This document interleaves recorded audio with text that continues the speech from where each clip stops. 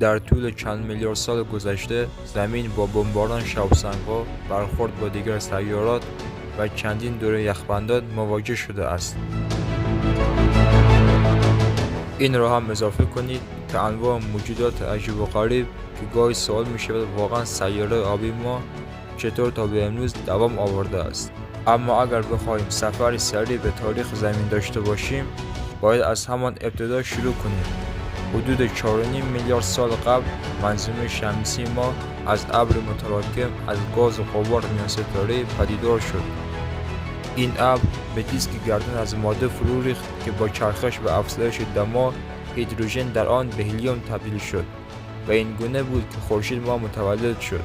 زمین جوان ما نیز در راه بود. پس از تولد ستاره‌مان، مواد در دورترین نقاط دیسک گردون شروع به همگرایی کرد و هسته اولیه سیارات و ماه‌های منظومه شمسی شکل گرفتند. این اجرام رفته رفته با جذب مواد بیشتر، بزرگتر و همچنین کروی‌تر شدند. در مناطق سردتر منظومه شمسی این اجرام عمدتاً از یخ مایعات و گازها تشکیل شده بودند. اما در نقاط نزدیکتر به خورشید مواد سنگی سیارات داخلی مانند مریخ و زمین را به وجود آوردند. زمین جوان ما از نظر آتشفشانی بسیار فعال بود و گازهای مانند سولفید، هیدروژن، متان و دی اکسید کربن را آزاد می‌کرد. این گازها اولین جو سیاره‌مان را تشکیل دادند. زمین اولیه پیوسته با شهاب‌سنگ‌ها و دنباله‌دارهای بزرگ بمباران می‌شد تا اینکه یک برخورد بسیار شدیدتر رخ داد. سیاره به اندازه مریخ با نام تیا با زمین جوان ما برخورد کرد. این برخورد عظیم تک‌های بزرگ از ماده را به مدار زمین پرتاب کرد که با جاذبه به هم پیوسته و ماه کنونی ما را تشکیل دادند. در این دوران داغ اقیانوس روی زمین وجود داشت و تمام آب به شکل بخار بود. اما حدود 3 میلیارد و 800 میلیون سال قبل سیاره ما به اندازه کافی سرد شد تا آب بتواند به شکل مایع درآید. نخستین اقیانوس‌های ابتدایی زمین را پوشاندند و آن را به دنیای آبی تبدیل کردند. آب ماده ضروری برای پیدایش حیات بود.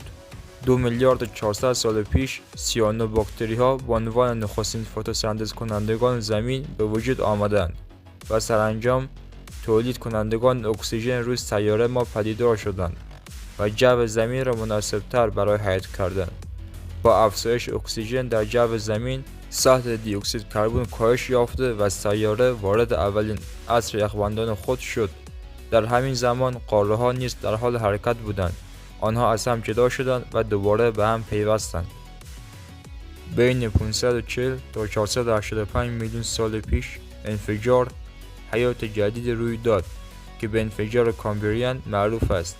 در این دوره حیواناتی با ساختارهای بدنی سخت مانند پوسته‌ها و ستون فقرات ظاهر شدند.